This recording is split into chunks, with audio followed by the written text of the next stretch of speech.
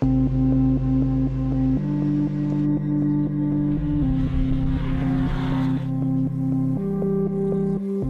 everyone, I'm Grace Hayden and this is Chris Stubbs, and we're ready and raring to go for round one of the Shannons Speed Series for the LIQUI MOLY GT Festival right here in Phillip. That's it, it's time to go racing again, and there's no better location to do it. We're 140 kilometres southeast of Melbourne. This is where speed meets the sea. Wild weather, wildlife and wild racing all combining to the one to create the island mecca of motorsport. It is high speed, it's high risk, but it's high reward for those that are willing to roll the dice. And we've got 5 thrilling categories this weekend featuring some of the biggest names in Australian motorsport in some of the most exotic machinery in the world. In an absolutely iconic location, the perfect way to launch a brand new season. Grace, Stubbsy, racing on Phillip Island itself dates back nearly a century, and here, what we now know as the 4.4K Grand Prix circuit, they will celebrate 70 years of action here in December. Nick Percat knows this place all too well. Awesome view down the Gardner Straight, not much time to take it in. There's no time. Turn 1 is maximum commitment. GT3 car with a headwind like this, there's no brake. She's a lift off the throttle, 240k an hour apex speed. It's just maximum commitment in a GT3 car. This is turn 4, affectionately known as Honda for so many years, but renamed Miller Corner in 2022 after our Grand Prix winner, Jack Miller. Big break on the way in. What else are we looking for here? Passing. This is I would say the #1 passing spot. Like you said, massive brakes, probably 6th gear, down to 2nd. This is where we're going to see the action, especially at race starts, cold tyres, easy to run wide and easy to get the job done. There's more rise than you realise through 8 all the way here to Luchini Heights. What's it like in quali and race trim, and are you kind of, committed to one line? 100%. Over Luchini Heights, you need to be on the left-hand apex curve as you approach, and as the car gets light over the hill, it wants to wash wide, it wants to push you to the right-hand side of the track, but GT3 car, big aero, it sucks you to the ground, especially light fuel in qualifying. But in the race, when you're following with the dirty air, it does get a lot of aero wash, so very difficult to follow through here come race day. I tend to think of the final corner a bit like a lure. You must want to get on it nice and early. And does it start all the way back there at MG Corner? 100%. Starts at MG Corner. The runoff there actually makes a lot of lap time. And then you get to the final corner, your 5th gear, you're in a beautiful GT3 car and you have to keep it absolutely flat to the board. So the final corner is like no other. Flat GT3 car, then you come onto the front straight, you've got the beautiful Melbourne signs and the ocean, and you've completed a perfect lap of Phillip Island. There you go. A quick look at the island, a legendary place for a season opening showcase of some of the best 4-wheel categories in the country.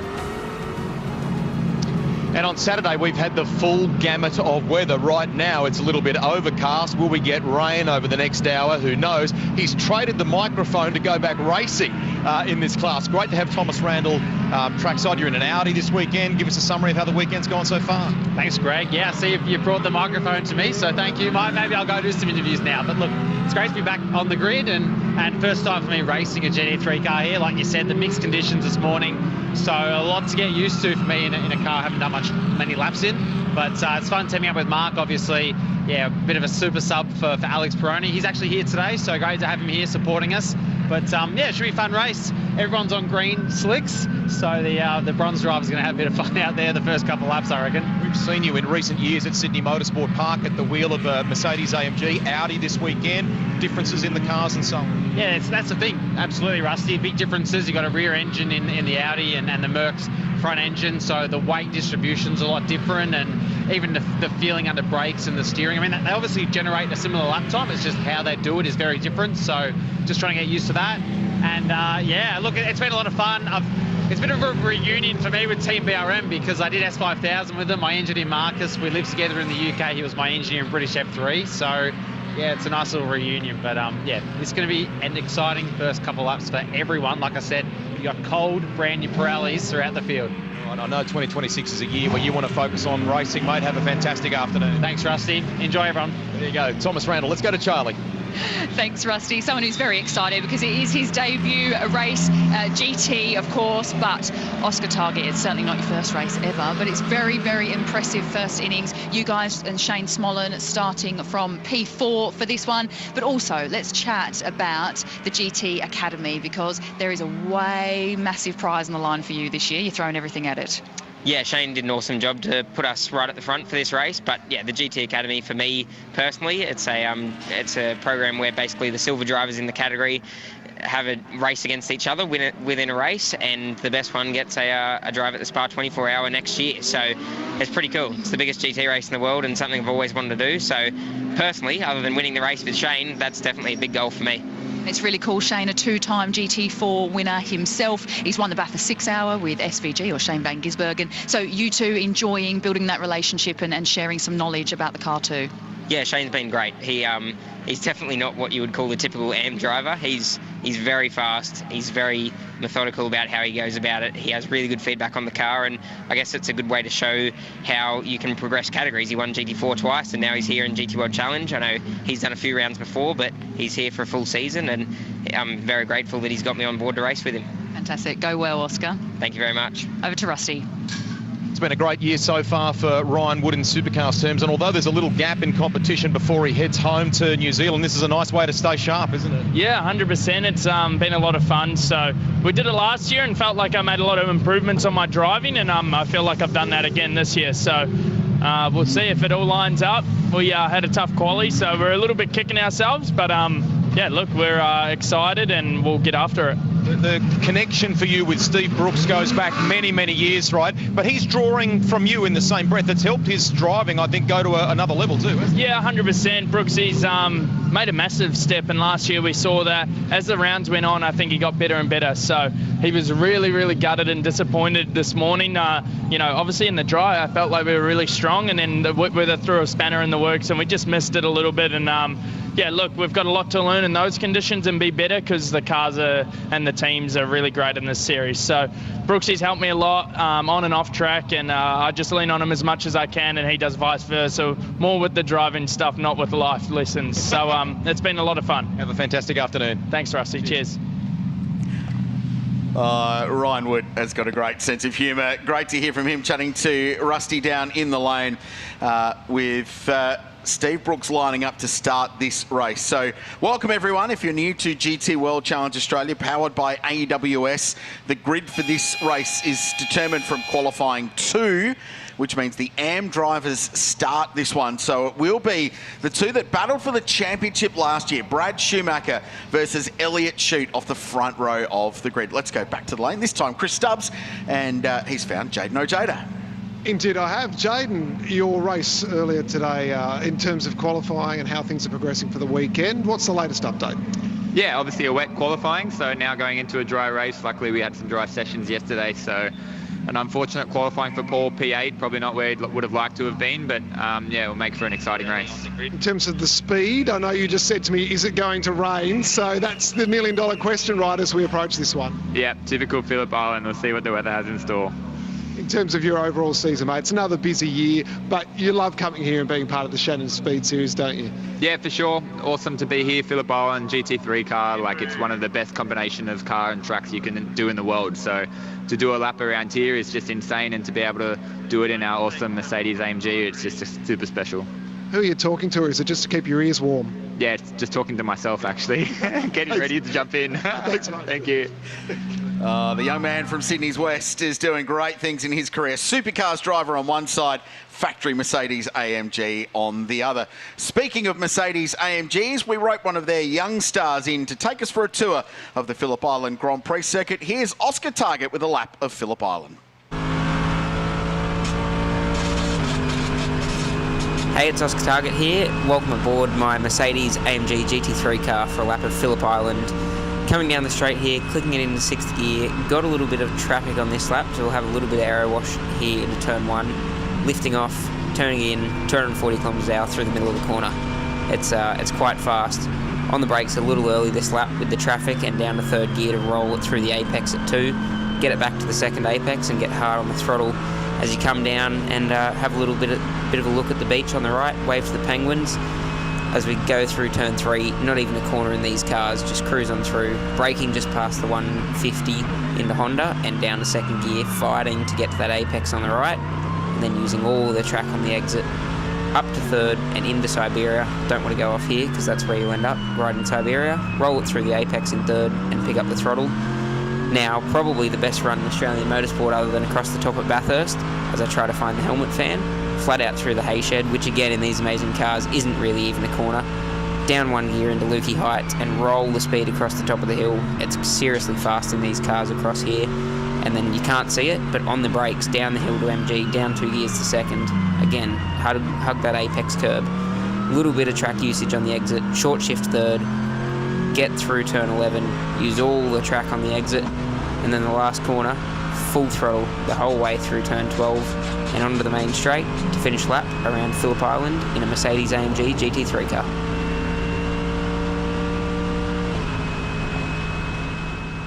What a lap of the Phillip Island Grand Prix circuit. It is one of the fastest racetracks in the Southern Hemisphere, and when a GT3 car fully loaded on a slick tyre with all the aero, racing car drivers like the one next to me absolutely love it. Nick Percat, good afternoon to you. What a day it's been, and it all builds up to a crescendo with the rematch. Ferrari versus Audi, Brad Schumacher versus Elliott Shute, and brand new start to a championship.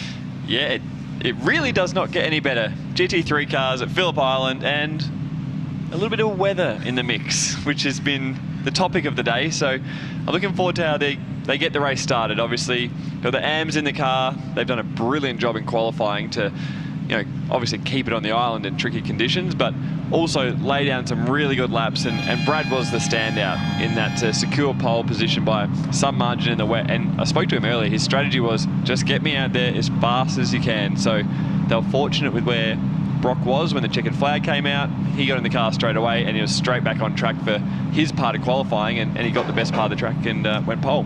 Yeah, by a couple of seconds in the end. It was a massive margin, but he's got Prys, the man from Bathurst, and the first driver in GT World Challenge history to win the trophy class, win the AM class, and then win the outright Pro-Am class as well. So stepped up through the rungs. All of them aboard an Audi R8 run by the Melbourne Performance Centre team, Troy Russell, Lee Burley, and all the crew there that have done such a great job. Alongside them, Elliott Shute, the West Aussie, and Jackson Evans, supercars racer we know, and factory GT ace. They had such a good season last year. They led the championship for a bulk of it until the final two races at Hampton Downs. This is an opportunity, isn't it, for a Control-Alt-Delete, start again? 100%. I'm sure they're thinking the word of redemption. Yes. Really put their best foot forward today, start the championship off strong, and hopefully for them, if they can get a good result and a win, they can go, hey, we're here to play again this year. The beauty is there has been very little to separate in the dry conditions, the Audi, the Ferrari, and the Mercedes AMGs that make up the pointy end battle of GT World Challenge.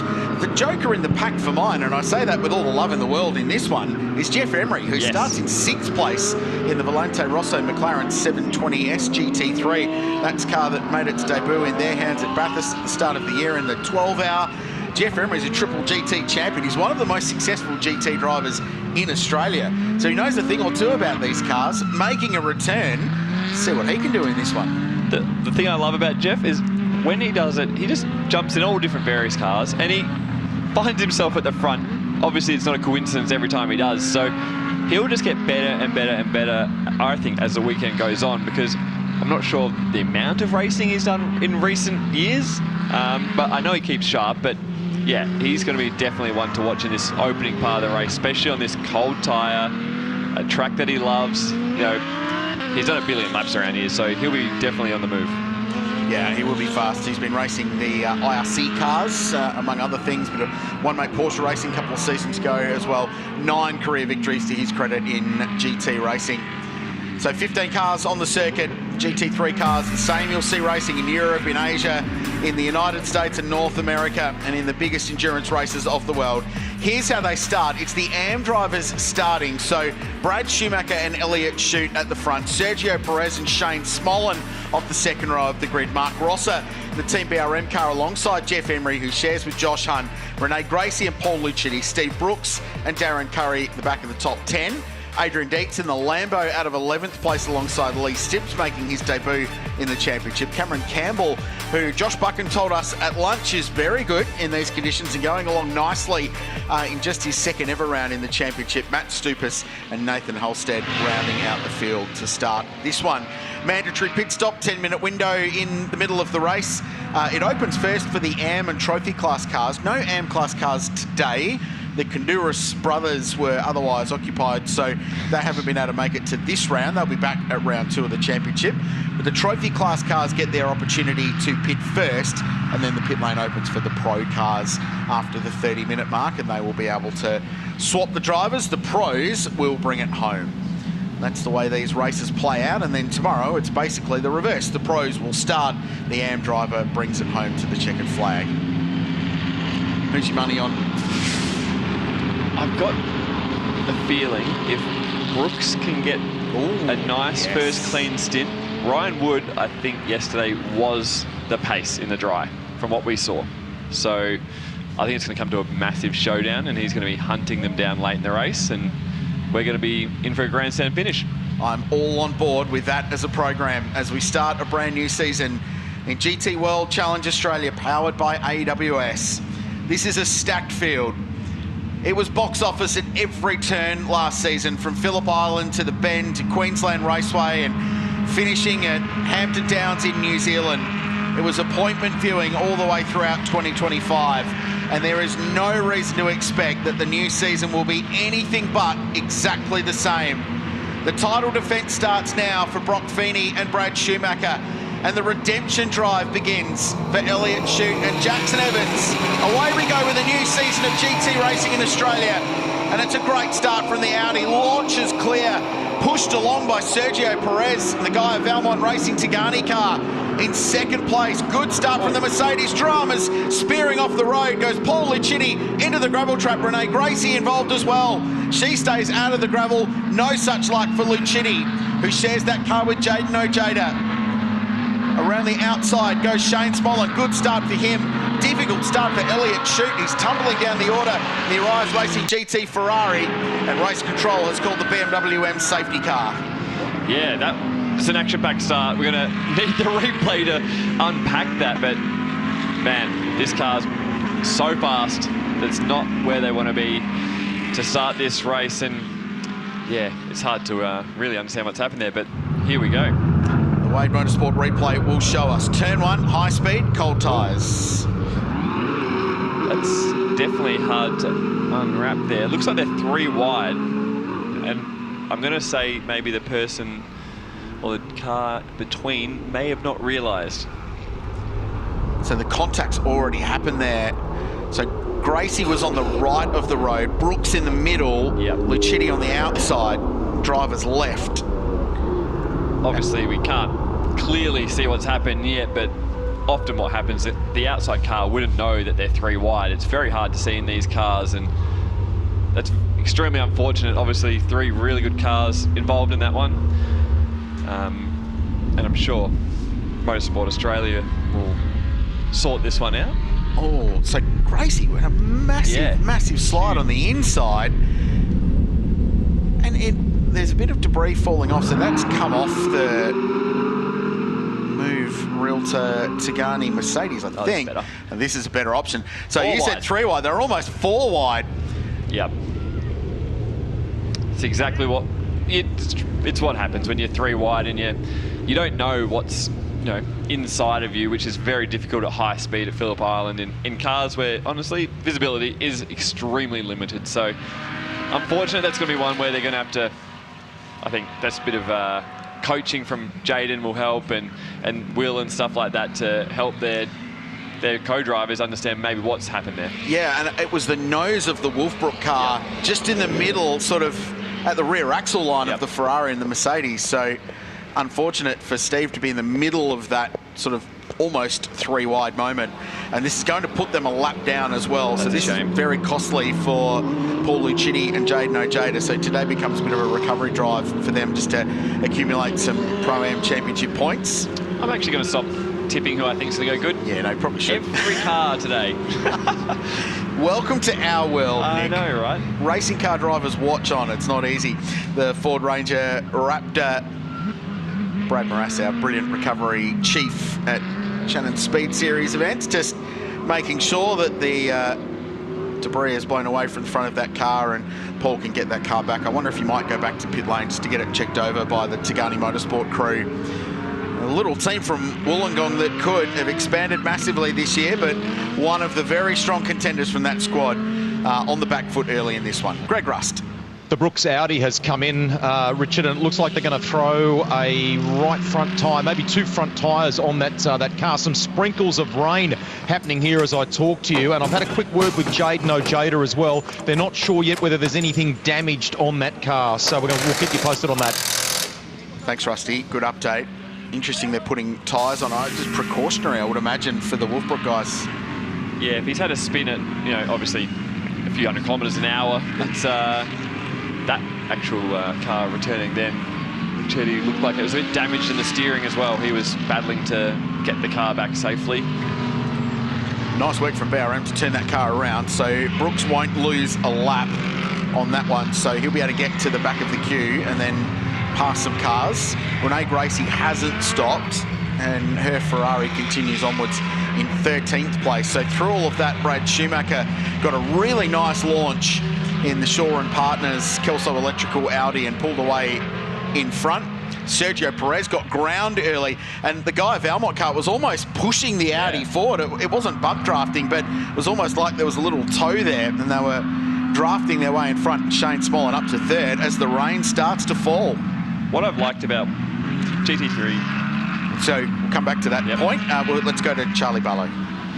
Just wanting to round out all of the stories coming out of that lap 1 incident. Just had a quick chat to Will Davison. He's saying that Renee Gracie isn't reporting anything wrong with the car at all. Whether they believe anything that has happened is just cosmetic. So at the moment, they press on. Oh, good to know. And all of the various winglets and accoutrement on the front of the Ferrari. That bit of debris did come from that car. It was missing part of the rear aero on the left rear corner, it looked like, from where that contact was, where Brooks was, made a little contact, so that's fallen off. More from a very busy pit lane, here's Stubbsy. Well, just touching on that, Ryan Wood is with me. So the tyres have just come off. We did the change some flat spots there, it looked like. Yeah, I'm not too sure. I think it might be a little bit more than just tyres. The tyres actually came off and looked fine. Just a racing incident. I feel sorry for all the other cars involved, but yeah, as long as Brooksy's all good and we can start punching on. How's it steering, did he say? I'm not sure. We've struggled with radio comms, so we'll see how that goes. And the rain now as well, just adds a whole... I need to rush off. Yeah, all good. I get it. It's always entertaining when Ryan Wood's on television. He's a great character, and he loves racing with Steve Brooks. As the rain gets a little bit heavier here at Phillip Island. Another Wade Motorsport replay, this from our drone. Yeah, it's 3-1, and like Ryan said, it's a racing incident. There's probably just a little bit of spatial awareness to be learned there, and like I said, these guys aren't professional racing car drivers. They're not doing this every single day, so it is a daunting thing to arrive at Phillip Island. Turn 1 surrounded by cars, so I'm sure Team BRM and Ryan will speak to Brooksy about what he could have done a little bit better there, and then I'm sure Will be doing the same thing with Renee, which she was probably an innocent bystander, and same with Luchini. The BMW safety car will be in this lap. Excellent, as the rain comes hammering down. But what I was going to mention before, which I've noticed today, is I've loved the GT4 and the GT3 with the starts. We're seeing all different makes, models, and the cars with a lot of torque are coming off the line extremely well. So I think that's what was Mercedes, that big V8 in the front of it's just gone off and racing, and it's nearly launched him into the lead. Big 6.2 AMG naturally aspirated V8. It's a rare thing in this day and age. There's the Wolfbrook Audi. Stubbsy. Of that car, I just overheard Ryan Wood say, do it, let's bring him in. It's raining, let's bring him in, let's just roll the dice. What have we got to lose? Yeah, it's a good point. So it won't count towards the mandatory pit stop, but put wets on, you're going to get massive track position if it does rain really, really hard, if you're the first one to do it. That's good intel. Nice work. Classic news, Juno, right there. Was. Chris Stubbs working on that. Brilliant stuff. Let's see if they roll the dice. I reckon if Ryan Wood was seated here, they would have done it straight away. Yeah. Because obviously we can see it coming in, but in the garage, it hasn't quite got there yet. In about 2 seconds it will, but I would 100% be rolling the dice. The irony of this is that by the end of this race in 45 minutes' time, it could be bright and sunny and 20 degrees again. It has been an utterly crazy day of weather here at Phillip Island. Most Melbourne day ever. It absolutely cliche. We love it. It's part of the reason we love coming to race at this venue. So the BMW M safety car pulls away. Brad Schumacher becomes the pace car until they get the green flag. It's raining. There's so many stories to unpick in this championship. It's a wet racetrack. Who takes the gamble and peels into pit lane and puts some wet tyres on? Yeah, there's a couple coming in. So Zagami have decided to do that for Cameron Campbell, which is a good shout for the rookie, just in his second round in GT World Challenge. And BRM as well, and spinning out of the final corner is Jeff Emery, who's had a spin coming to green. We're back to green flag conditions. These two just walking across the line, disappearing up the road as Brad Schumacher tippy-toeing down into turn 1. Oh, how's the moment for Brad? All of them at turn 2 at the Southern Loop on the lock stops, and I think we might be seeing a Mercedes-Benz backwards. Nope, he saved it. That's seriously impressive, and I was just about to say, they're going to have to tiptoe, get these tyres back up for temperature, and be calm. Rusty. Been watching everyone's reaction to Stubbsy's report there before, so we can see the stop underway for the Wolfbrook Audi, and I'm a little bit worried that a wheel nut may have rolled into the lane there. Don't take that as gospel, I'll confirm that for you. In the meantime, at Tagani, they were in and out of the garage. Brendan Leach in and out of the garage, wondering what the best thing to do was from a tyre perspective, and as I talk to you, it's virtually eased up here. This is crazy. Yeah, and the safety cars come out, Rusty. So Zagami actually, yeah, they're going to come out in pit lane in front because Cameron Campbell was in front of Steve Brooks when they stopped. But the rain has eased up massively now. So it was a good gamble to take, but all of that has disappeared. Having said that, if it rains again, now they're on a wet, and the whole field will be condensed up. They're going to be in the absolute box seat. Now, the reason we're back behind the control of the BMW M safety car, well, there were very near accidents at the front. Sergio Perez had a big moment, and then Jeff Emery, gently as you can crash a McLaren at the final corner, has just nerfed that car into the tyres at the final corner. So hopefully it should be a reasonably speedy repair. And obviously I said to put wets on, so it's going to dry up. Yes, of course. It's day one fever for Nick, so anything he says, do the opposite, everyone. You're not going to say anything tomorrow, are you?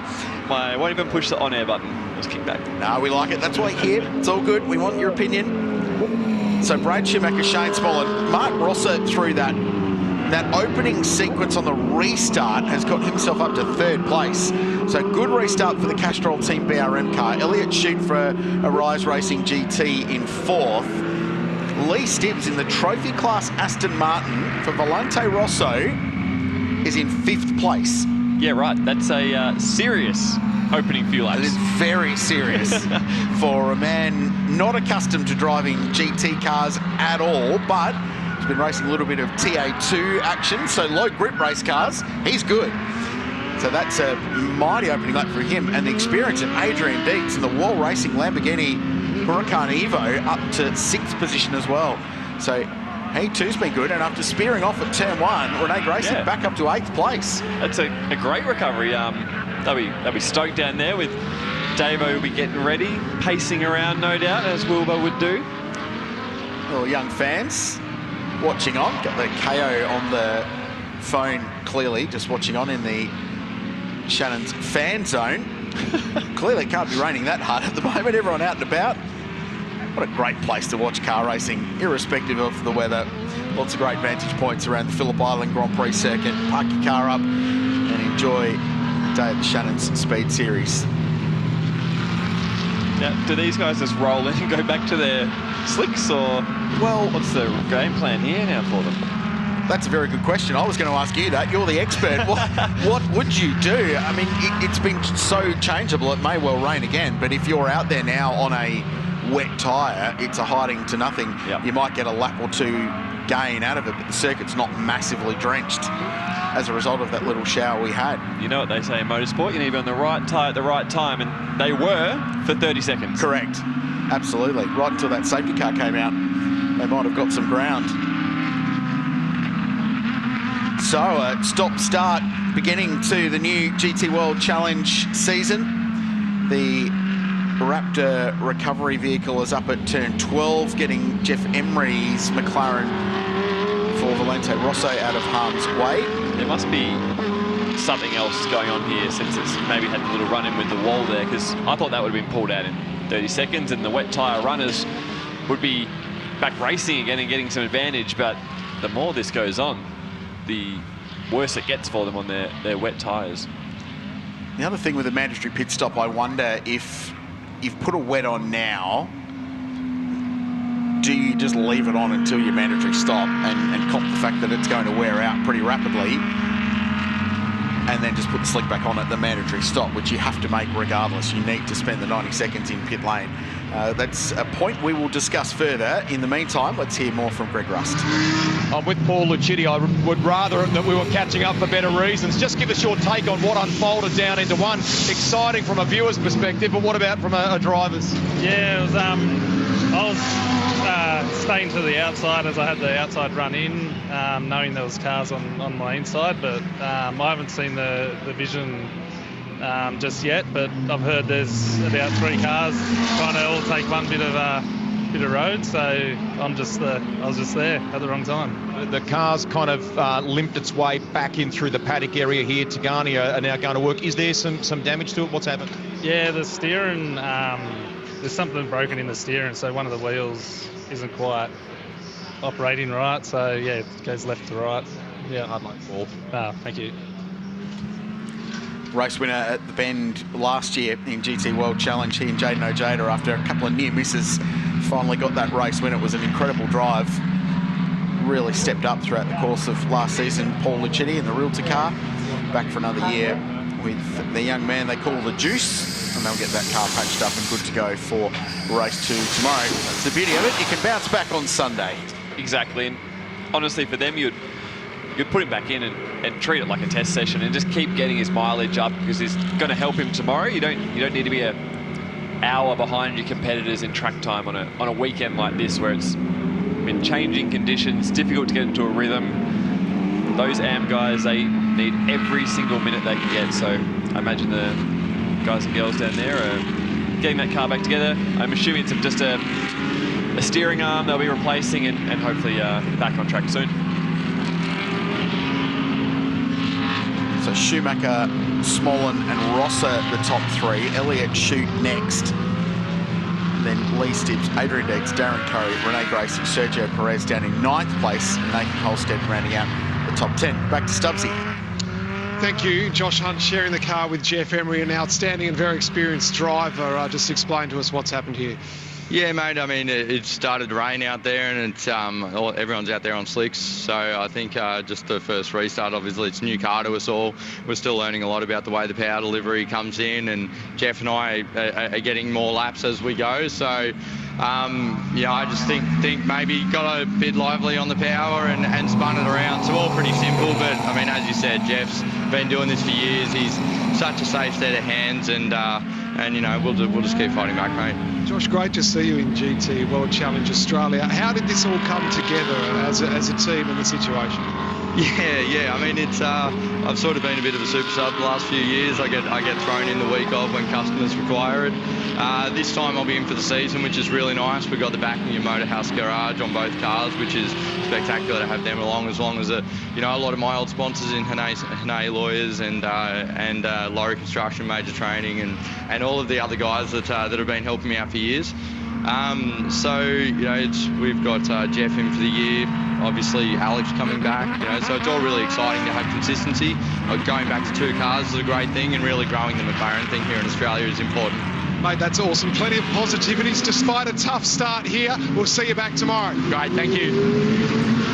And I'll just add hello to Mel watching on at home, because he probably should have said that, but the family, I'm sure, watching on. Great to have Josh back. It's been 10 years, he told me, between full-time opportunities driving, so gets to steer the car for his own race team as well. He and Chris Papadopoulos built Volante up. So back in pit lane after a very brief stint on the wet tyre.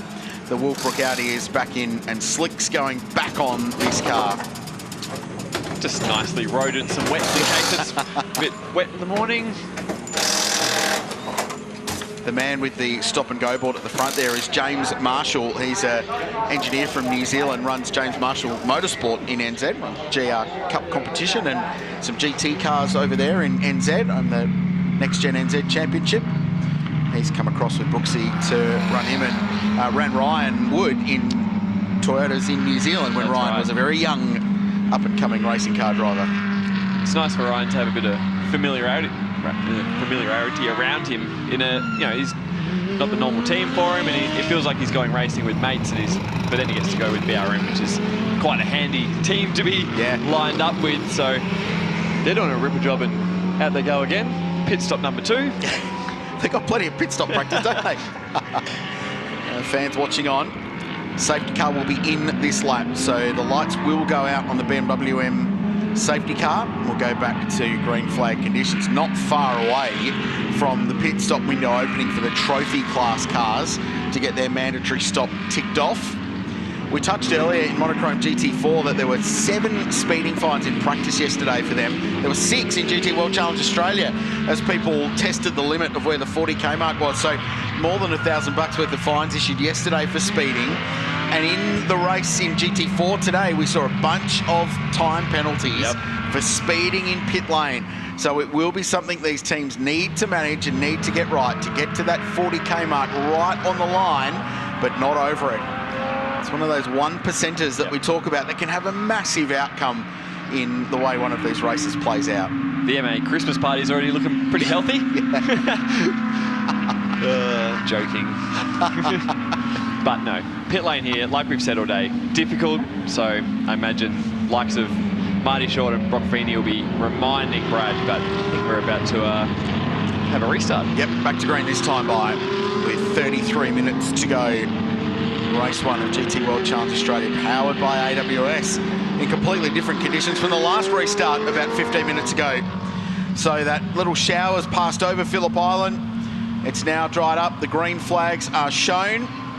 And Brad Schumacher leads the field back to green and goes early and drives up the road from Shane Smollen. Mark Rosser next, the Castrol Audi. Then it's Elliott Shute. Lee Simpson, the Aston Martin, going along really nicely for Valente Rosso. And then it's Adrian Dietz. There'll be some drivers out of position here looking to make some ground. And the other one is Cameron Campbell, who they kept the wets on there at Zagami. They did not change back to those tyres. And into pit lane comes Nathan Holstead in the Porsche. He might have just timed that to perfection to get in as the window opened, by the way. How's this restart by Smollen? He is all over the back of this Audi. Wonder if the Mercedes turning its tyres on a little bit quicker on the restart. Have been doing more safety car laps than racing so far in this race, so tyres will be cold, pressures will be low. The big Mercedes AMG getting it switched on nice and early, and the vastly experienced Sydney sider, production car champion, he's a Pro-Am champion, Porsche racing, lots of time in GT cars as well.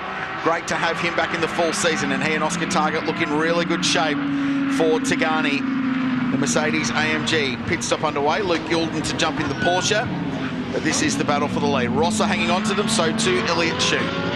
Yeah, what a restart by these top 4 cars there. They are driving the wheels off them.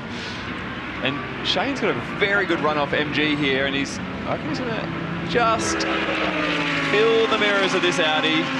He comes off the last corner very well. And he's going to get along. There'll be a little side draft there, then tucked back in under the rear wing of the Audi R8 V10 mid-mounted sports car versus the big V8 in the front mid of the Mercedes AMG, but the Audi clings on. Schumacher knows all about this. He knows how to defend in an Audi and hold on to a hard-fought race lead. Mark Rosser looming large in their mirrors too, and Elliott Shute is in this mix, the young West Aussie. It's great to see them drive them this hard. You know, sometimes it's like, oh, they'll just bring it home and they'll put Feeney in there, and no, they will not. These guys are absolutely up it, which is great to see, and the attitude of the cars, which is rare to see with a GT3 car. They're moving around, they're chasing them, they're putting them on the absolute limit at the high speed. So this is a great restart, and it's good to see Mark Rosser he's chipping away. He's had a rough run, it feels like sometimes, and to see him in the top 3 there, he's got Thomas Randall helping him quite a lot, and yeah, they're in a really handy spot. Talking about the Castrol Team BRM entry. Great to hear Alex Peroni is here. Wow, Elliott Shute down the inside. Centred, contact, Rosser turned. And the race continues between the two of them, so they'll drive out of it. There'll be no delay. But Motorsport Australia Race Control Driver Standards Chief Craig Baird will look at that one. Going to punch on here as they go around turn 12. We're battling for a spot on the podium. The big dive down the inside from Elliott Shute. And a half spin from the Castrol car. Was about to make the point. It was a fairly hastily put together program. They had intended to run the full season. What they didn't expect was that Mark's original car was KO'd at the 12-hour in a very, very big crash. So they had to source a replacement. This is a car that Rene Gracie's been driving for the last couple of seasons. So they've only had it for about 10 days, got the wrap put on, got a setup put in it, and then BRM got it here for the media day at Phillip Island. I think we're seeing a little bit of a readdress there, or there's some damage to that Ferrari, but I'm going to have to go have a formal apology to Mark and Thomas. I've mentioned them. I'm going to have to sneak out of this joint tonight, honestly. But good to see Shane's keeping the pressure on Schumacher here for the race lead, and that just helps us coming into the second phase of the race, doesn't it? We want to see close racing, and young Oscar Targett can go up against one Brock Feeney, which would be quite cool. Yeah, wouldn't that be a story in young Oscar's little career? The 2 leaders head down into MG. Let's have another look at what happened at this corner a lap ago on the Wade replay. That's optimistic, to say the least. Maybe he saw the move from the GT4 race. Ryder Quinn. Yes. Nicely captured. Clearly Mark Ross's car's okay because he's punching out purple sectors at the moment and absolutely flying, but he has lost a lot of track position.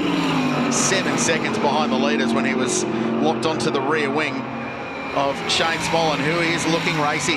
It feels like track position is really important now in this race because there's no pit stop compensation times today. It's a clean sheet of paper. If you win today, you get 15 seconds added tomorrow.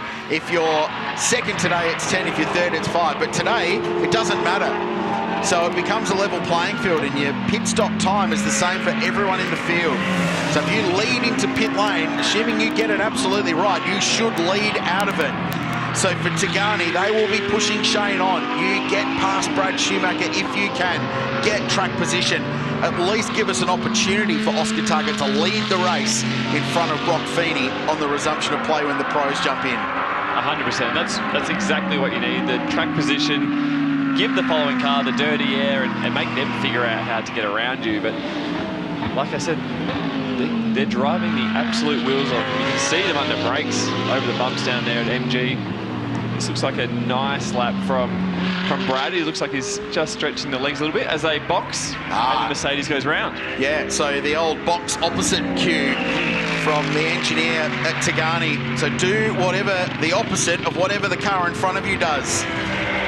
So they're going to try and press on now in clean air and go for a little overcut here by running a lap, maybe 2 if the timing works longer. Race Control's noted a driving infringement for car 26, that is Elliott Shute in the ARGT Ferrari. You know what I love about what's happened here with Mark? I don't love it, but he's obviously been turned around.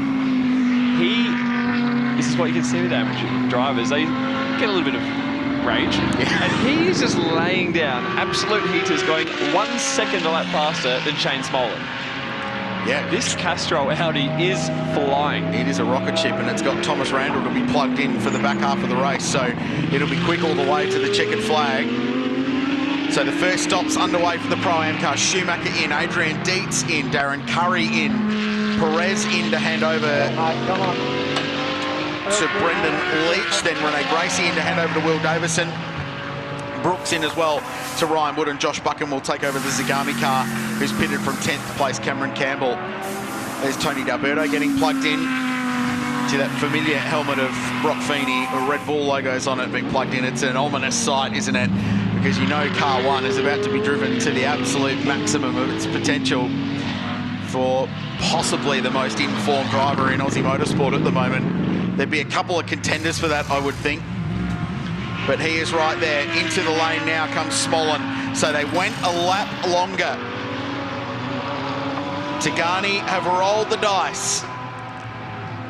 90 seconds, the mandatory pit stop time. The mandatory pit stop time for car number 1 was 90.49 seconds.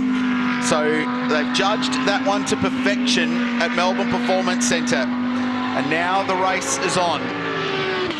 BRM have kept Mark Rosser out for another lap, looking to capitalise on this raw speed he's got in clean air. 27.8 last time by. It was a second quicker than the cars in front, as you touched on, Nick. So the race is on. This is how it all plays out now to the checkered flag. I like during the pit stop there, and I could just hear with the audio, obviously the engines are turned off in the GT3 ruling, and I could hear Brad just giving Brock Feeney some little words of advice of how the car balance is and how the track is, and probably if it's wet, and how hard he's pushing. So it's great to hear that the co-driver is still giving Brock Feeney, who's, like you said, on the top of his game, a little bit of advice before he heads on out there in the Audi. It's going to be a really close rejoin. Oscar Targett to get behind the wheel of Shane Smollen's Mercedes AMG. It's dropped off its jacks and gets the cue to go. Here's Brock Feeney coming out of the final corner. Oh man, it's going to be super close. The Audi is going to get to the Mercedes at a full clip, and it is going to blaze past. So a slightly longer stop for Tigani has handed Brock Feeney a race lead. It wasn't that much longer. It's a big outlap, I reckon. Yeah, the very big outlap from Brock Feeney, and it's negated staying out for Shane Smollen there. So it's been a very impressive outlap for Brock Feeney, to the point where he went purple in the middle sector on the outlap. Of course he did. Yeah.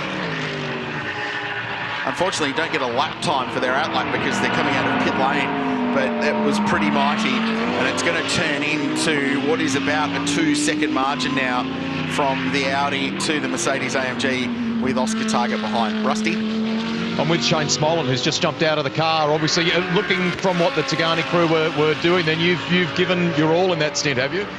Yeah, well, I mean, you had to really stay focused because, obviously with the stoppages and the restarts, you really want to get the most out of the car. It started raining through it was actually getting quite slippery on the first restart, so it was just a matter of just trying to push on. There was a chance to get past Brad. I had a few chances, but you also want to make sure you hand the car over in one piece. So overall, happy with the stint, and looked like a pretty big gap behind us. So we'll see if the young fella can bring it home. We'll leave you go and watch. And guys, as we go back to you, worth noting too that on the front left of the car for Brendan Leach, they had put some race tape on that car. There is some damage from something there, and they say the aero may be impacted a little, but we know how hard Brendan Leach charges. Rusty, good point, thank you. We'll follow that story. And to answer your question immediately, Brendan's just set the purple middle sector of the car race so far in car number 44. So I think the guy of Valmont, our Mercedes, I should say, from Tigani, is in pretty good shape. So Thomas Randall rejoins within sight of Oscar Targett.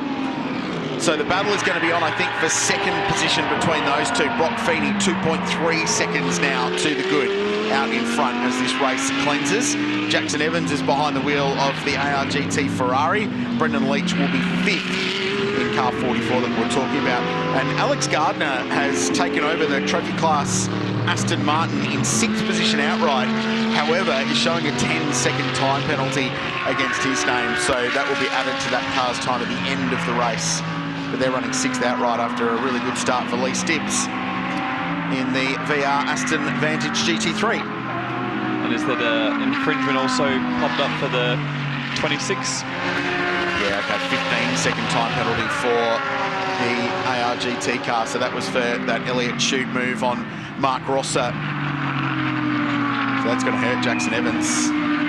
He's got 7 seconds to Leach, and then another couple at the moment it'll drop him to 7th or 8th, but that car will go pretty speedy with him behind the wheel, so he'll try and minimise that damage the remaining 20 minutes.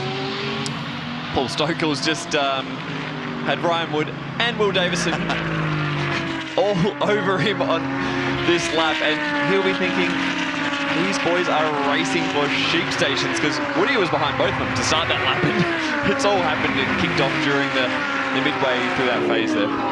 So Wood up to 8th position now, Will Davison 9th. So that's a recovery drive from those 2 of the 3 cars involved in the dramas at the start of this race at turn 1. That gives you an idea of how far Thomas Randall is behind Oscar Targett, 2nd and 3rd position, and then Jackson Evans not that far behind in the ARGT Ferrari, but with a penalty looming for them for 15 seconds. This is an interesting one for mine for Oscar Targett, who's come out of one-make Porsche racing. It's his first proper experience in GT3 composition, and he's now got to deal with a full-time professional supercars driver hunting him down in a very fast Team BRM Audi behind. So this is a good little challenge for this young man from Brisbane. Charlie? Mark Ross, just grabbing in for a quick chat. So we were just debriefing, but currently sitting in P3, Thomas Randall has got in the car. Talk us through your stint, because it was quite chaotic in many ways.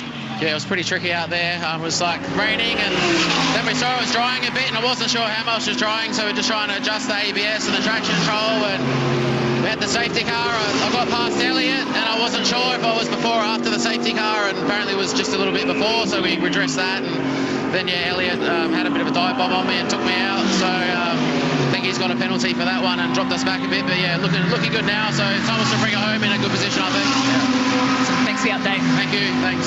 Thank you.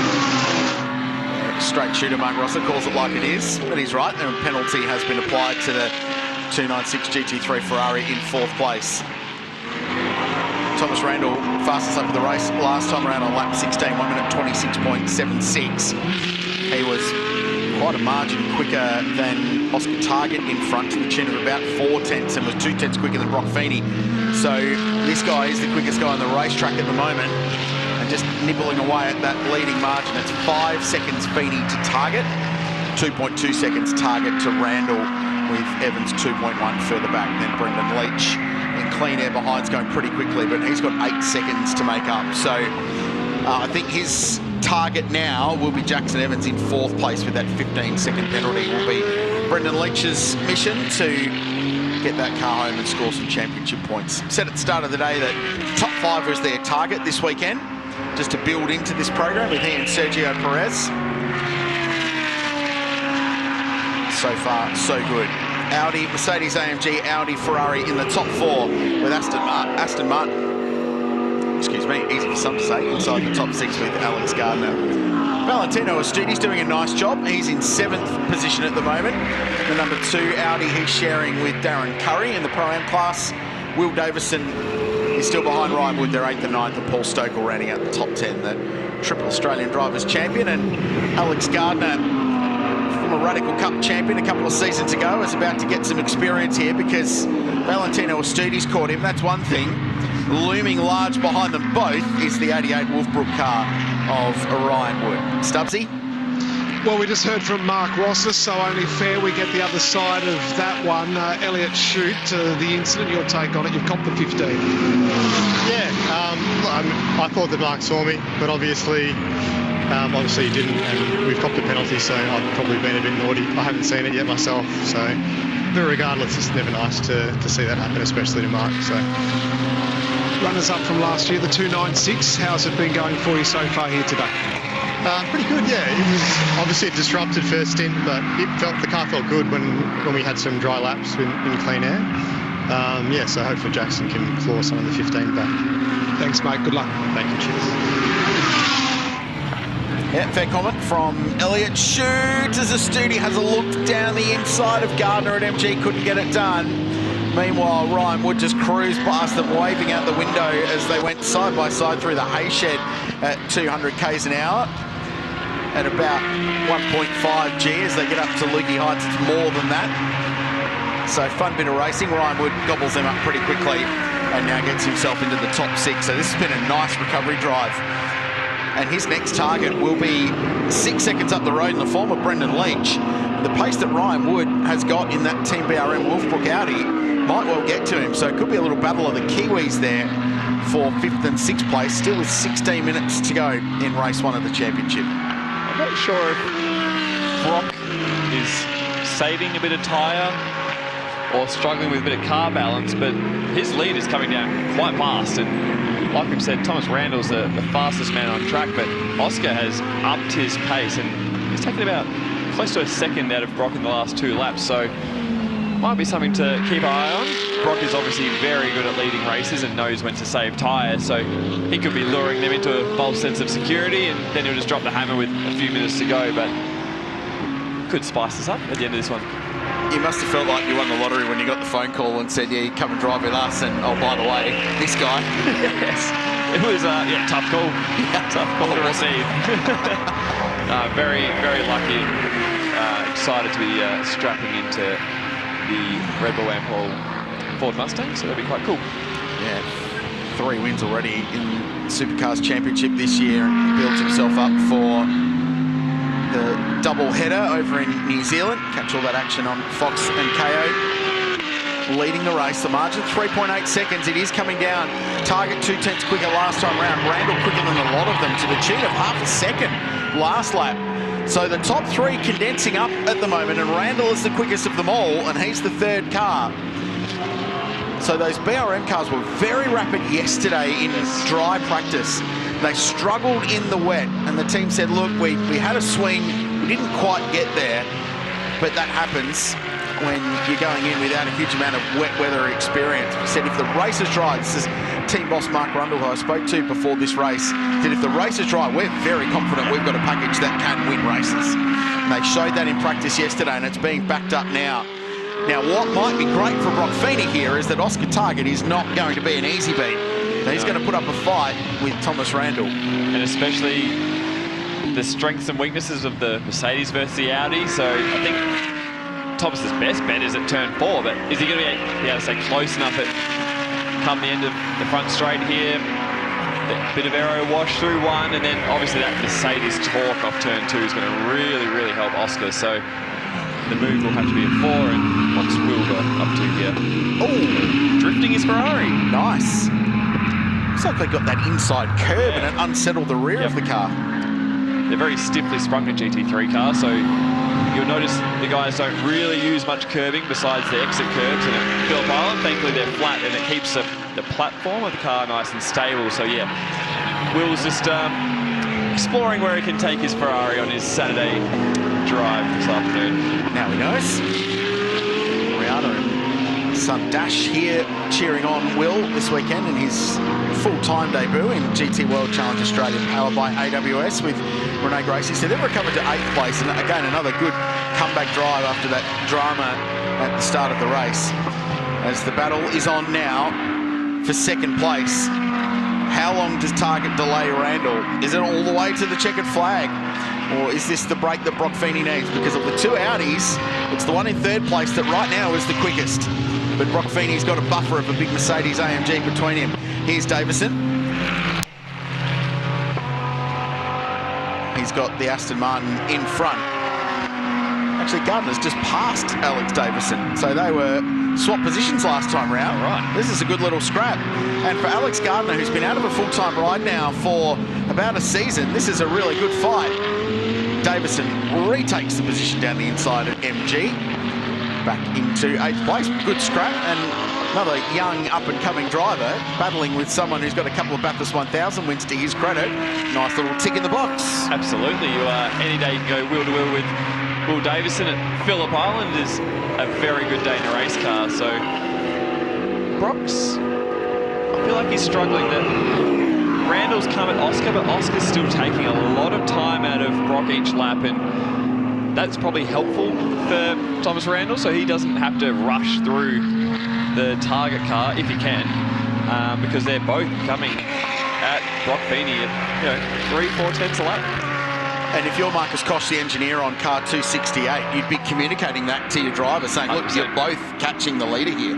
Yeah, Marcus is a very, very good race engineer and engineer in general. He's won a lot of races and done amazing things with big aero cars. So he'll be coaching this one through to Thomas, saying, look, you catch him, Brock. If you can pass Target, try not to lose any time, because there's only 11 minutes remaining. So these two still got to have a big push to get to him. but it's, another 2-3 tenths to slap again. There are the leaders, all in the same shot, coming out of turn 12 and onto Gardner Straight. 27.5 Feeney, 27.1 Targett, and in his aero wash, 27.3 for Thomas Randall. So it all condenses up. 2.8 seconds the leading margin now. Thomas might be good to... He can let Oscar go after him. He can just look after his front tyre, keep it in good shape, so when they do, or if they do, get to Brock, that he can get involved then. But you don't want to use all your pennies early just following Oscar in dirty air. You might be better off dropping back a little bit and then having another big push with 5 minutes to go. Behind Jackson Evans still sits in 4th place. He's 10 seconds in front of Brendan Leach. And why is that important? Well, Jackson's got 15 seconds hanging over him for that cars penalty from that incident with Mark Rosser and Elliott Shute earlier in the race. So right now they would swap positions at the end. In fact, Jackson would also drop behind Ryan Wood, which would be even more galling in the Battle of the Kiwis, who's only 3 seconds behind Brendan Leach. Actually, Woody is raging up behind the Mercedes AMG. There might be a little fight on at the end of that one too. Should be safe for 6th place at this stage, Jackson Evans behind Leach and Wood when that 15 seconds is applied. The gap back to Valentino Astudi. His march is quite a bit larger than he needs at the moment, and Will Davison is catching Astudi, the battle for 7th and 8th, so there could be more positions up for grabs for this car on cue. It's been a nice drive from Will, enjoying his Saturday afternoon in a GT3 car. I like this combo.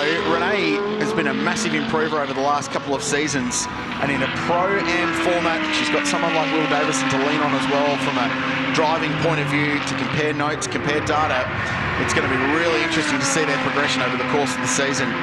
And I note with interest, the next stop is at the Ben Motorsport Park. That is a Ferrari racetrack, if there ever has been one in GT World Challenge Australia. So they might have that maybe just, if not circled on the calendar, just be underlined at the moment. And I'm sure they'll be doing a few laps there prior, making sure Renee is comfortable in the car, because it's been mixed conditions here, so it's hard to get a rhythm going and improve the things that the team and Will be talking to her about. So I think the more laps she does in this style of car is going to help, because they're definitely tricky to drive. It's a whole different kettle of fish to what she's been driving. So she's got very good support down there with Davo and BD, the head of engineering there. So I think they'll be in for a good run.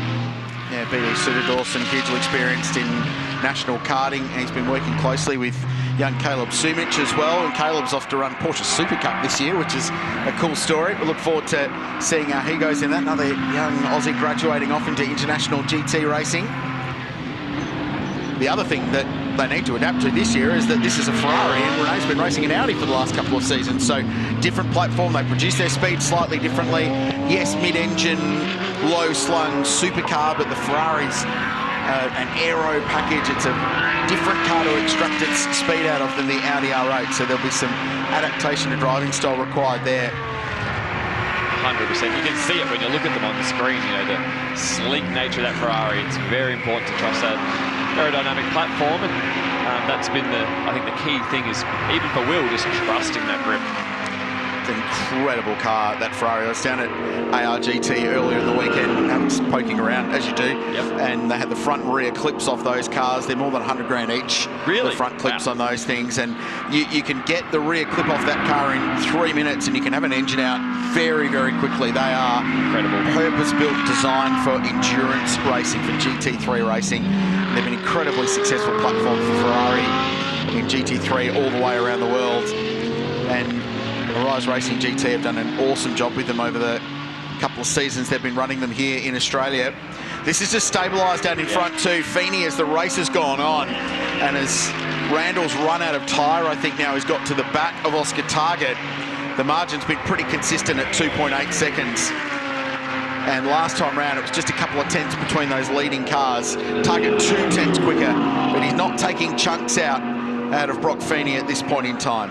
Yeah, Brock hasn't got any faster. He's just been very, very consistent and hitting his marks. He's got the clean air on the front of the car, and Oscar's obviously got the bit between his teeth. He's trying to get to him, so you'll see his lap time probably fluctuate a little bit more with some mistakes when you're pushing very, very hard. But it's interesting to see that the balance of that number 1 Audi isn't probably quite to his liking. You see sometimes off of turn 2 it looks like it's a little bit difficult to drive, and the Mercedes is such a stable platform, so in these conditions where they haven't driven in the dry yet, it's a favour to the Mercedes. Greg Rust. Krause, yesterday we chanced on a conversation with Brad Schumacher and Charlie Barlow, who works with us, obviously, just talking about how he didn't feel completely comfortable with his Audi relative to the performance of the BRM Audis here. So Brock Feeney, really, when you look at it in some of the sectors that have been popping up in recent time, typical Feeney has done an amazing job to manage under the circumstances. Good decision to pit him, that outlap, obviously, but they don't feel quite like their car it has the measure of the BRM. Nice work by Feeney. Yeah, absolutely. And the engineering group down there at MPC, Martin Short coming on board, Brock's full-time supercar race engineer. So that bond continues on. Different car to tune, but all the basics are the same. They've clearly worked really hard to get that car right. Yeah, they were quite frustrated with that car after practice on Friday. They were not happy with its behaviour, and they were looking down the lane at the rival BRM Audi cam going, wow, those things are rocket ships. So it's going to be, it's been impressive how they've tuned it up and then continued to improve it as the weekend's gone on. And a clean sheet of paper tomorrow as well for race 2. It's going to be fascinating. Stewards have noted a breach or possible breach of pit stop procedures for car 88. That's the Wolfbrook Audi with Ryan Wood behind the wheel. Now remember, they've been in pit lane several times in this race. They stopped to put wets on. They stopped to take the wets off. They stopped to check the damage after the incident at the start. They put 2 new front tyres on after that incident at the start, and then they had their mandatory pit stop. So they've stopped 4 times in this race. Any one of them. Which is 3 more times than they need to. So yes, it could be any one of those stops. Stubbsy, you've been at that end of pit lane. Have you noted anything with those guys? Dobbers wear nappies, but I did see an engine be turned on when the car was still in the air, and it was noted. You're not dobbing on anyone because it's been on the timing screen for everyone to see. Thanks, Stubbsy, good intel. Yeah, the rules in GT racing are very strict. You cannot start the engine until all 4 wheels are on the ground. The whole pit stop process has to be completed before you can fire that engine up and drive out of the pit bay. Meanwhile, maybe taking your advice rather than the commentary curse that you've been laying on everyone today, Nick Percat. Thank you. Thomas Randall's just had a couple of laps dropping out of Oscar Targett's range, and all of a sudden he's now locked in. But the other thing that's happened is the margin's less than 2 seconds to Brock Feeney. 100%. And it's like Brock made a little mistake the last lap, and it's Tony Gilberto off the road. Rare mistake for Tony. And Lambo, final corner. It's a scary place to have a moment, but thankfully he's got it out of there. But 2 laps ago, there was a fluctuation in Brock's lap time, and that's where Rick Chunk came out of it. And Thomas Randall's decided now's the time to get on with it. And everyone feels like sometimes surprised that Team BRM, Audi, fast, but you've got to look at the history of that team. And anytime it's wings, slicks, aero, Team BRM is fast, and they did a ripping job back with me in a cup car, so they know how to prepare a car, they know how to run a car very, very well, and they have an amazing engineering group. So it's no surprise to me we rock up at Phillip Island and they go well. Fondly remember a certain Carrera Cup qualifying lap with yours truly behind the wheel. I was calling, you were behind the wheel. That was about a second and a half quicker than anybody had ever gone in a cup car at Bathurst, engineered by that team. And yeah, multiple Australian Drivers' Championships in Formula 3 and S5000 with Thomas Randall. So, cool stories. They've got fast race cars at the moment, and Randall's not done with yet. So the battle's still on. Minute and 53 to go. It's 1.5 seconds Feeney to target.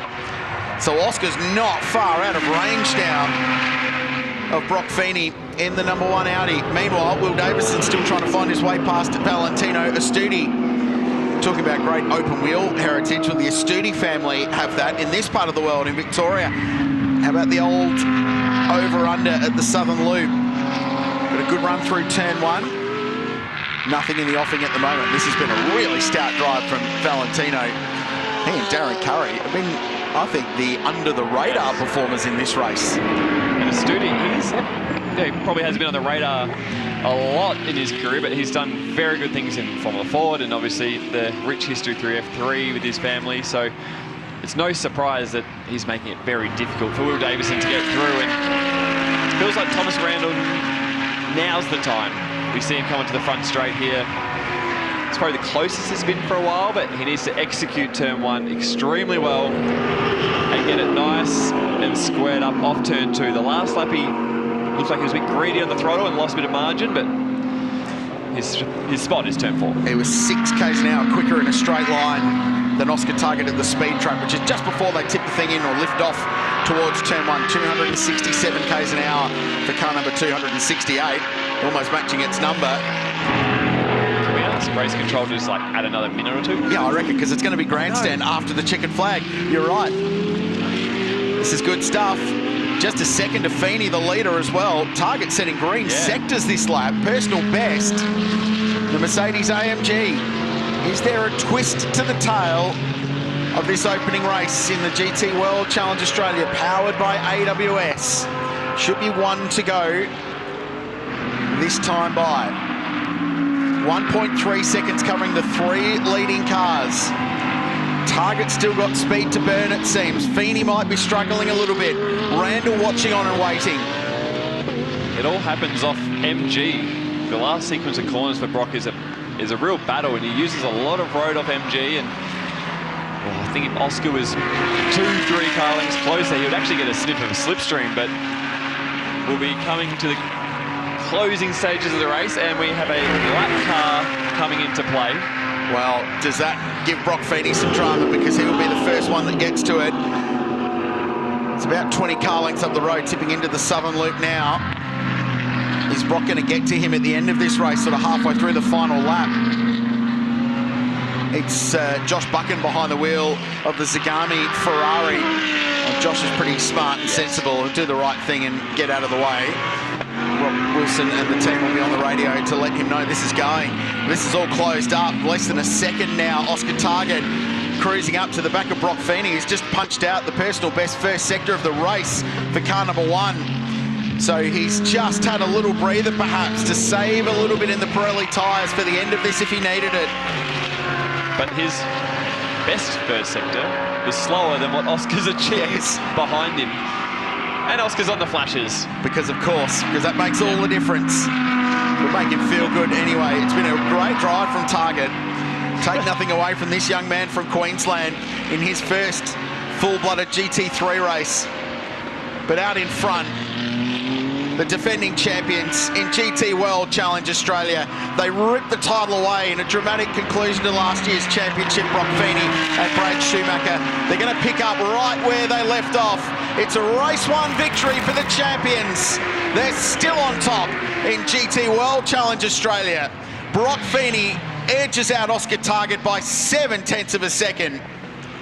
And Thomas Randall chases them home in 3rd place with the fastest lap of the race. Here's Brendan Leach.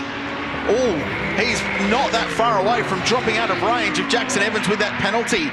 Oh, he's just clung on. He was 14 seconds behind Jackson Evans, so he's got a 15-second time penalty. And meanwhile, Ryan Wood got to within 1.5 seconds of Brendan Leach. Will Davison's finally on the last lap, cleared Valentino Astudi. Good fight, Valentino. Held on to that one in the end. And how about Lukey Yulden chasing them to the line in the trophy class Porsche?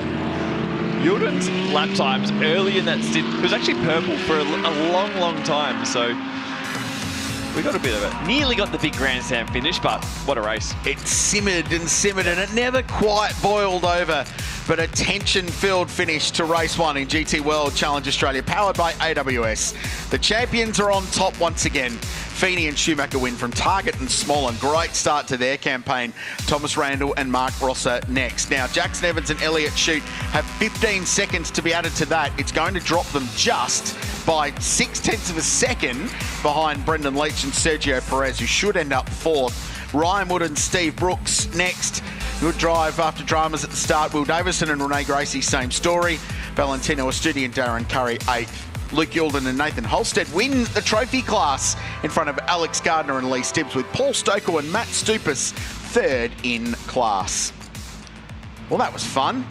What a way to start the championship. And Brock Feeney, you put him in a car, great things happen. He continues to deliver. It doesn't matter if it's a 888 Ford Mustang in the supercars or an MPC Audi in GT World Challenge. You know you will get the maximum out of it with the Queenslander behind the wheel at this phase of his remarkable, still very young career. So another win for Brock Feeney, another win for Brad Schumacher, who anchored that brilliantly at the start under great pressure and really challenging conditions. But ultimately, you have to say it was the outlap that did the business. 100%.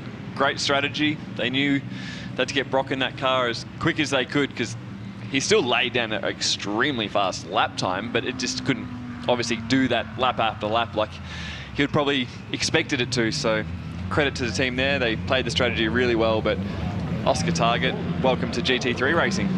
Yeah, what an introduction for him, and a really, really good drive. Completely mistake-free the whole way, chasing down one of the best race car drivers in this part of the world. And Thomas Randall breathing down his neck. And honestly, a great result for Thomas and Mark in the Castro Audi. They deserve a good result, and I think, you know, those laps that Mark did off the back of that tangle is probably what set that up, so he should be really proud of that. As you said, he drove angry. He did. And it paid off. He was fired up, and he got great lap time out of it, confirming Brendan Leach and Sergio Perez will be fourth.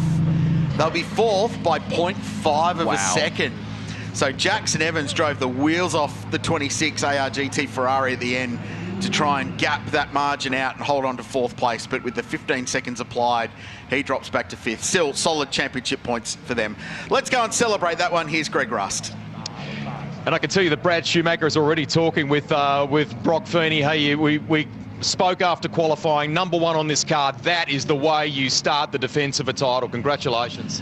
Yeah, it's awesome to come back and stamp our authority. First race in the year, have a pole position this morning and then take the race win this afternoon. And it's, yeah, a really nice way to start compared to last year where we had the tyre failure. And I think we were being a little bit tentative today towards the end of the stint with the tyres because we know that there's a possibility after last year, and fortunately it's paid off. Well done to you. That outlap was mighty, mate, and played a big part in it. And then you've clearly managed the back end of the race too. Was that you know, an easy thing to do? What was that like?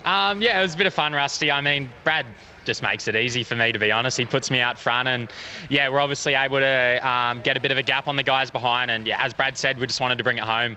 We wanted the points. We're on the back foot all year last year from that 9th in the first race. So yeah, to start the year with a P1's fantastic. So huge shout out to Brad, Earl from Shaw and Partners for coming on. The car looks fantastic, and we're stoked to start on top. Lovely to see you boys smiling. Congratulations. Thanks, mate. Thank you. There you go. Let's go to second place if we can. Shane Smolin pushed hard. We spoke with him about that a little earlier on, but you brought it home. That was good. Was there, if we had a few more laps, we heard Kralsey talking in commentary, if we had a few more laps, do you think you had something for those guys? Yeah, I don't know if Brock was just making us all think we had a chance, but he seemed to be struggling. So I was on the flashes the last lap trying to get him to make a mistake, but it's probably not going to, knowing him. So, but no, Shane did an awesome job at the start of some really tricky conditions. So give me the car in second, and I did, I guess, what I'm expected to do. Hey, Shane. You've driven some cool cars over time. Are you enjoying this new project? Yeah, it was awesome. Look, I didn't want to leave a GT run any later, and I guess that was just testament to the decision. I'm really happy, and just so good to be, with a young fella here that's on the way up. So great to be part of the journey. I love how you do that. Well done, mate. Thank you. Well done to both of you. They're already doing a little photo here for third place. Mark Rosser and Thomas. I'm being told to speak to Mark first. Well done. Yeah, thank you. It was good to watch. Fortunately, couldn't get him at the end there, but yeah, we'll be back tomorrow. Bit went on in that race when you think about it. To come home in third, that must feel pretty satisfying. Yeah, it was. We had really good pace. I think we were both the fastest for each of our sessions, and yeah, unfortunately got spun around and lost a fair bit of time there. It was hard to make up, and I think we may have done one extra lap as well before the pit stop too than everyone else, so we lost a bit of time there too. Okay, the back end of the race for you, mate, you dug deep. Was there anything in it for Oscar Targett, mate? Oh, he did a great job, so credit to him, but now awesome work from Mark, and like you said, after getting spun to make up that time, and the Castrol Audi was a rocket, so I've got to thank the whole team BRM. A bit of confusion with when the pit opened. We didn't get it on timing, so that's why we were waiting for it, and we didn't see it. So yeah, we wanted to be safer than sorry. Whether that cost the spot, we'll never know. But nice to get a podium and good way to open the year's account. Take the positive. Well done, third on Saturday. Great job, boys. Thanks, mate.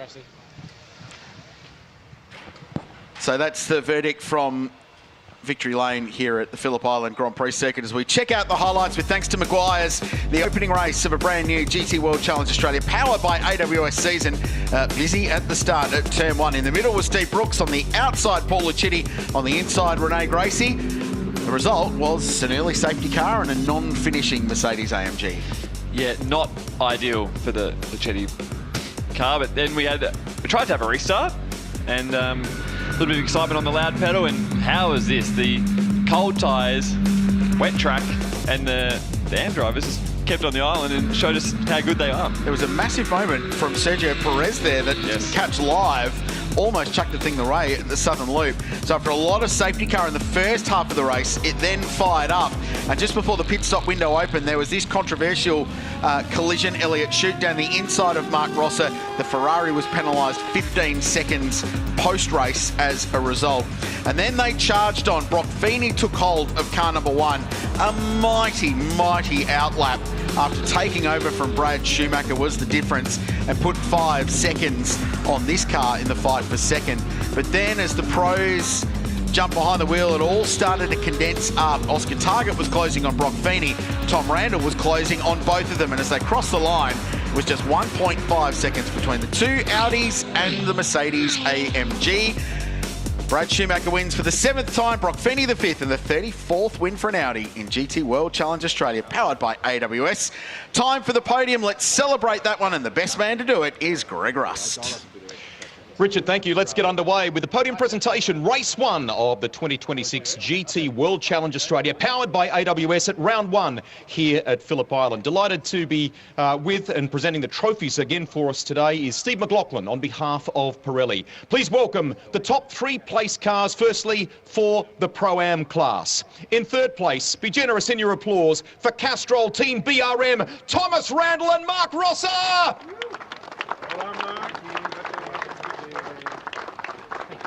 We'll get ready to deliver the 2nd place trophies now for the number 56, the Kolosh AMG Tagani Motorsport entry, young Oscar Targett alongside Shane Smolin.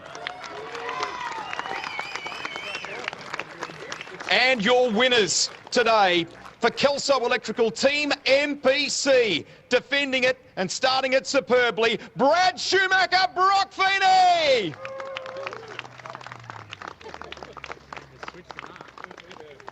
Some big trophies there, lads. All right, head on up to the podium. We'll capture the moment.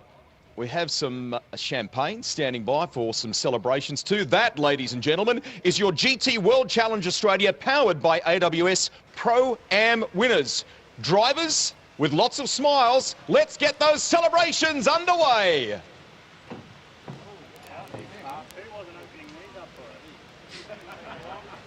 They were faster on track than opening the champagne, weren't they? Here we go. Oh, that's brutal from Oscar Targett, but the celebration's happening. Great podium for the GT World Challenge Australia, powered by AWS. What a day at Phillip Island. We're going to break it down for you after a short break here at the Shannons Speed Series.